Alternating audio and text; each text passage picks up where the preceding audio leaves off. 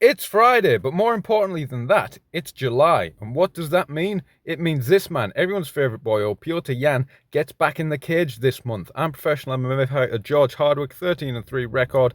Let's break this training down. Recent training clips, a lot of his boxing training clip. He's training with the pool noodles here, his coach has. What's the advantages of the pool noodles? Well, they're very cheap and they're good for counters. They don't look quite as accurate as someone just with their gloves on throwing shots back, so it's not as good in terms of drilling the live reaction as the same as that, but they're good for these kind of self-controlled balance and shadowboxing things. Everyone likes to hit the pads, but they don't really keep their own posture. But see how Petr Yan, he throws this right straight and his head doesn't fall forward. He throws this left hook and he doesn't fall off to the side. He keeps really good balance. Here, his padman is throwing low kicks back. But look, let's look at the stance of Petr Yan. He's picking the right low kick defense for his stance.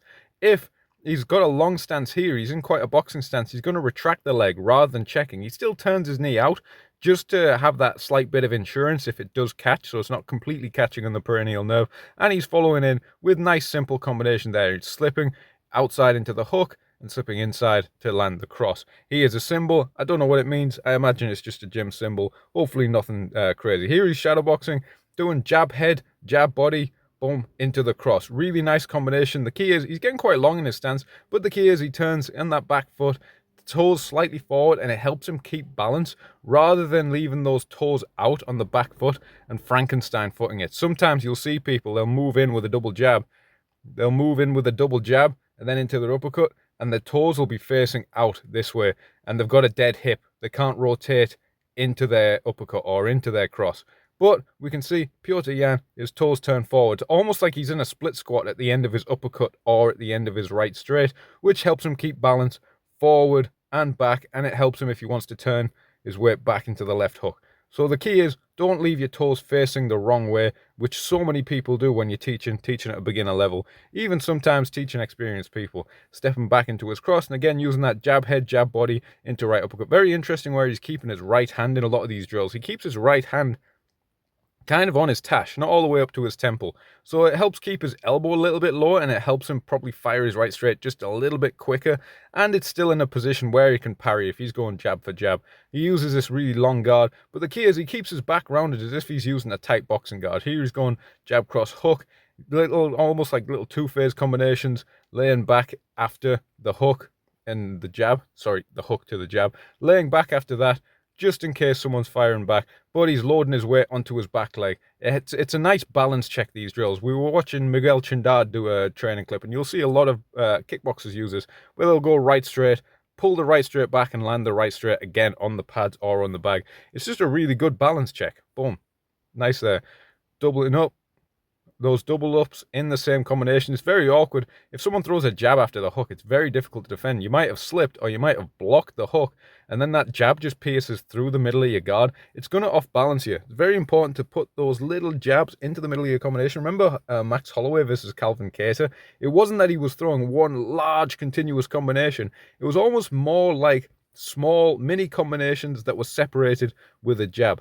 Here, I'm quite interested here because Petr Yan's posted this training clip whilst they're trying to understand what his padman is displaying, and there's a little bit of guesswork and a little bit of getting it wrong. You don't normally see this on the mad Japanese combos that we post here on this channel. It's just me. There's no one else except my imaginary friends. But let's look at the combination that he is throwing. So he's going jab cross hook, measuring with the lead hand. Sometimes it's quicker after the hook to measure out with that lead hand. He's actually pushing the pad down into that body hook. I'm not sure what that's for. Maybe he's telling his padman he's holding it wrong. I'm not sure if this is an experienced padman or some Russian celebrity. Because he's correcting how to hold with the body hook. You don't want to hold it directly up. You want to turn it slightly at a 45-degree angle so people can get that body hook correctly, where they can kind of drive it in, kind of drive it up, kind of drive it slightly to the side. Because the body hook, as Baz Rutten would say, it's a combination of a hook, an uppercut, and a straight shot. You see after a lot of these combinations, Petr Yan, he's not returning to a tight guard. The left hand, here, when he's finishing on his right straight, he's staying there. But a lot of the time after that hook or that right straight, he'll just stretch his lead hand out into a long guard.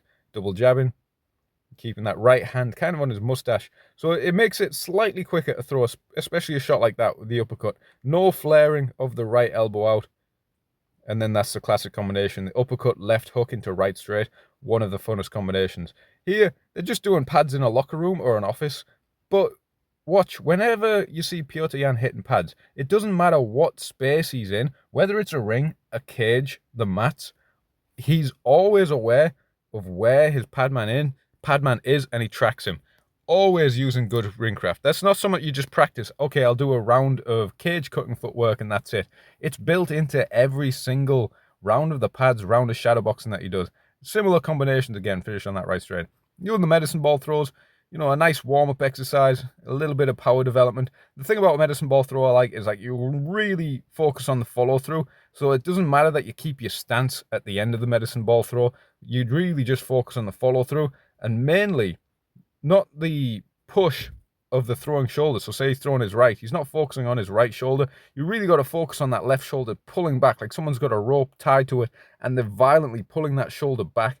That ensures that you're using your hips, your core, a lot of the big muscles rather than just pushing it with your arm. Keeping good posture as well, because if you lean forward when you're throwing your medicine ball, at least if you lean forward before you've released it, you'll probably lose a lot of rotation. Just elbows and knees here from Petr Yan. Very good to hit pads sometimes without the gloves on, just to practice these weapons, because you can get focused on throwing too many punches if you've got your gloves on all the time. And here, some very basic drills. Left hook into right kick, right hook into left kick. But what's interesting is he adds the switch after the right hook. As a rule of thumb, a lot of kickboxers use this. If they throw the lead hand, they'll switch if they're throwing the lead leg after. If they throw the backhand into the lead leg, so like a right hand into left kick, they'll just step, because the hips already get loaded by throwing the right straight. So if you throw a right straight or a right hook, normally you would just step into that kick, especially in the Bazrutny style. But the switch can still be used. It makes it slightly slower, but then again, that delay in and of itself can throw off your opponent, and it can just give you that second to assess what they're going to do and get a little bit more accurate by having that little look and then switching. So I've been George Hardwick. Subscribe to the channel, check out Patreon, all that stuff.